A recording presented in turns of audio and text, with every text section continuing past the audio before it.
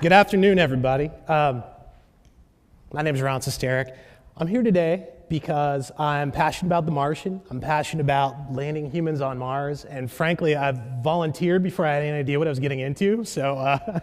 But seriously, though, I'm really glad to be able to join you and talk about Mars. It's fun stuff, and it's the future. So let's talk a little bit about Mars. When I first came to NASA, I always wanted to, when I was growing up, I thought Mars was great. I wanted to go to Mars, right? I want to send people to Mars. When I first came to NASA, I got an opportunity to work as a co-op. And at the time, we were developing entry systems for humans to Mars. And the plan is 25 years, humans to Mars. Well, about 20 years later, I'm still here. We're working entry systems for humans to Mars. The plan is 25 years, humans to Mars, right? Okay, so we want to get that closer, right? We want to bring that 25-year number down. We want to get it down to funding cycles or something like that. So close that gap, if you will. And so I'd like to tell you today about some of the things that I'm doing personally to try to make a difference in closing that gap. First, let's talk about The Martian. So, The Martian in the book, and for those of you who haven't read it, don't worry, I'm not going to spoil it. This happens in the first 5 pages. But in the book, the crew lands on Mars in the Mars Descent Vehicle, or the MDV, and it's described as, in one sentence, a can with some light thrusters and some parachutes attached. So I took the liberty of drawing up some concept art for the concept, and I hope Andy Weir doesn't mind too much. Maybe he can call me for his next book or something. Seriously though, so let's talk about Mars for real. Mars is different than Earth, as we know. The atmosphere is different. It's mostly CO2, but what's really important for, as far as we're concerned with Mars landing, is that the density is much less. It's about 1% of the density of Earth.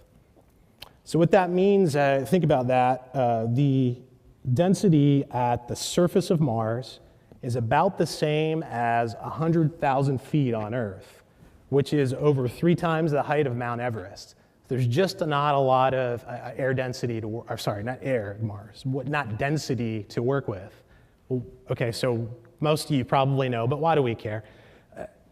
We use drag to slow down the spacecraft in Mars.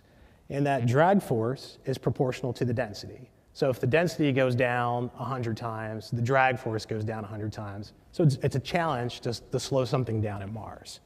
At the same time, there's still enough density to create significant heating. So we have the same kind of thermal protection system concerns that you would have for an Earth vehicle. And we use ablative TPS to keep the payloads and the astronauts safe, of course. Get a feel for the density difference. There's a constructed example here. So imagine a skydiver at Earth, no parachute. So they're going to have a bad day probably when they hit the ground, but they'd only hit the ground at 120 miles per hour. At Mars, it's a Mach 1.5. So not only would they hit the ground really hard, but you wouldn't even hear them scream until after they hit the thump. So, it's a big challenge. Lest you get worried about the rest of the presentation, this is not the proposed system for landing humans on Mars. Okay, I've convinced you probably that it's a challenge, but we know how to land on Mars, right? We've done it 7 times. Most recently being the Curiosity rover, the Mars Science Laboratory, MSL. So while we're on the chart, I have you note also that they're at relatively low elevation landing sites. None of these are in the Southern Highlands. Okay. What have we landed there? Things that some of them look like this. Mars Pathfinder is the small rover you see. The medium-sized golf cart type of rovers are Spirit and Opportunity. And Curiosity is the large one there. So that's about how big Curiosity is next to some people. So that gives you a feel. The entry vehicles that we put those rovers in are depicted here on the plot. And so you can kind of see roughly what the size is. And they've used the same basic technologies that were first developed for Viking program. And that's the 70-degree sphere cone aeroshell shape. and the Mars supersonic disc gap band parachute. Those technologies are not the ones that will scale well for the kinds of human missions we need to send to Mars. Let me tell you a bit about why. Imagine the Curiosity rover as a unit, and the closest thing I could find through an internet search was a smart car. And so one smart car is Curiosity. Well, for our human missions, they're much larger, right? We're talking about 20 to 40 times the payload mass that's required. So that's 20 to 40 smart cars each time we land. So that gives you a feel for the difference in size. Also, to give you a feel, imagine now this is roughly to scale. So you've got a 4.7 meter Mars Science Laboratory, MSL there, and a 20 to 30 meter long entry vehicle for humans. So they're much, much bigger. At this point, you're probably going, well, wait a minute, why do I want to land something big? Why don't I just land a bunch of small stuff, right, instead? And I don't have time to kind of go through all the different reasons, but I wanted to at least address the landing accuracy part of that. Landing accuracy for Mars has steadily improved. As you can see, Viking had a fairly large landing ellipse, and it's gotten better, smaller. Folks worked hard on this, getting it down to the size of Curiosity, but it's still here 12 by 4 miles, right? So imagine instead of sending all the smart cars all at once, we're going to send 20 to 40 smart cars. In fact, that's not the total mass we need for the mission, but you get the picture. And then we'll send people to go and collect all the supplies and gather them up and bring them back. Okay, so imagine that's a mission scenario. Well, when we send the crew, they're going to need all the things to go get all those supplies, right? They're going to need life support and a HAB and a really capable rover to go over such a large area. Not to mention the other concern with, some of those supplies might land on top of each other. So the system that's going to have to send that would have to go at the same time as the crew to be safe is going to be fairly large because of all the large components that need to come with it. And so the smart folks who work the EDL architecture trades have figured out that the sweet spot for the total number of landings is 2 to 4, and that's what drives the large masses I've been talking to you about. NASA is not sitting idle. We're hard at work on some different technologies that help address each of the things I've talked to you about. The first one is low-density supersonic decelerator. So if you've heard of the flying saucer test, that's this. This is about incremental capability improvements to current robotic mission capabilities. So instead of landing 1 metric ton on Mars, we'll land 2 metric tons on Mars, or we'll go land at the Southern Highlands. All Hat, near and dear to my heart, I worked on it for 6 years, great project. It's the Autonomous Landing and Hazard Avoidance Technology project. All Hat's addressing the landing accuracy that I talked about, and it's about kind of 2 things. The other aspect is knowing what's at the landing area, knowing the landing site. Are there hazards? Are there assets that are already there? And then going and landing and avoiding those. So All Hat's working on that. And you probably know it was flown on Morpheus as well. So made great progress on All Hat. For entry, hypersonic entry, there's basically 2 categories that NASA's investigating, and that's these, one is the large blunt body shapes, so the deployables and inflatables. And the basic idea here is, and it's different from Doug's type of application, but it may relate a bit. But the idea here is you'd package the spacecraft in the launch vehicle in the shroud, and then on the way to Mars, inflate or deploy something that would allow you to get a lot more drag area than you could otherwise stuff into a launch shroud. The last one is also near and dear to me, is the mid-lift-to-drag aeroshell technology work, and I'm personally working on this. So here you see 2 of the concepts we got. The idea here is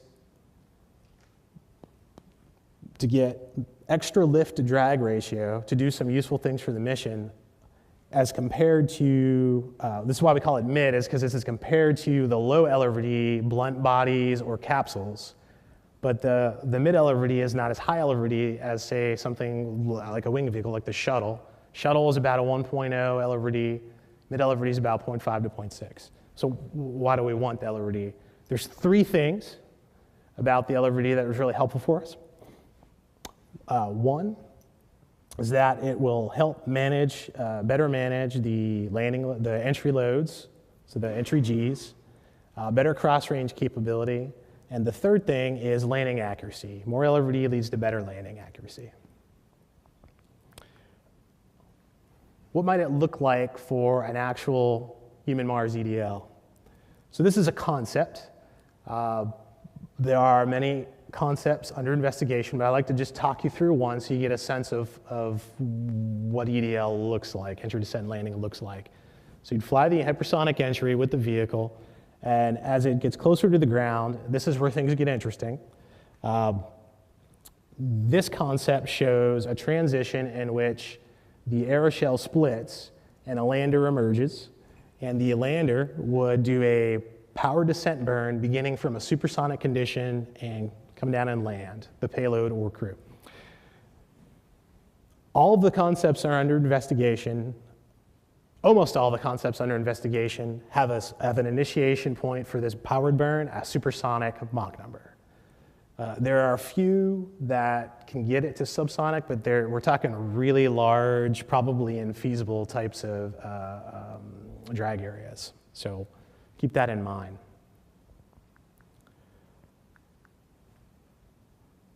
Hopefully I've given you a feel for the challenge of Mars, but we didn't talk about how to close the gap. And so that's what I'd like to talk about next. So before we test anything or fly it at Mars or use it, we would develop it and test it here at Earth. And I've been involved in doing some of that. So took the mid-LRVD idea that I've described to you and joined forces with the Mariah Capsule project to do subsystem development and testing for that would be applicable to an Earth demo version of this Mars aeroshell shape. So what's the Mariah Capsule, you're wondering, right? I got a picture for you. So the Mariah Capsule idea was to build a small spacecraft, a 30-inch, 150-pound spacecraft, take it to the space station, deploy it out the GEM airlock, and have it return small payloads, small samples. This is what it looks like. I would just like to show you some pictures about it and talk about the concept that I'm really excited about. So we've done a bunch of testing. Here we're getting ready for a test. This picture cracks me up, so I included it. Got the data on that one, good day. Recovered that one as well. Some chute testing and high altitude balloon tests, which takes us to the TRV, the terrestrial return vehicle, which is the Earth demonstration version of our mid-LRVD shape. So I'm really excited about the work that I'm getting to do on this. It's fantastic. This will be a 4-foot version of that 20 to 30 meter long aeroshell that I described to you. It will fly late next year, so we're developing it right now. It would go up onto the space station, deploy out the GEM airlock, as I mentioned, like the Mariah capsule, but passive deploy, does a separation passively, gets a safe distance away, does a deorbit burn, enters and lands on a parafoil for an accurate landing. So super exciting project. We're working on it right now, and we're really excited about it. So I'd like to close with a personal story, if I can get the slide to change. This picture is near and dear to me. Of all the testing we've done and development testing, this one is just my favorite. It's from our very first test. So we're high altitude balloon test. I was doing some prototype work out at the sandbox here to develop this system, and then working with a couple of the co-ops who are willing to do this crazy thing with me. And we'd done some testing here. I took it home, painted it this ugly orange color. It was not my choice. It was for recovery purposes. In my garage at home. stuck it in my freezer, did a cold soak test, and my wife was telling people, there's a spaceship in my freezer. It wasn't a spaceship yet, but it became one. This picture's evidence, right? But the best thing about it, I got to involve my then 3-year-old son, and so we took the system in the backyard, and we were very safe, but we did parachute deployment testing.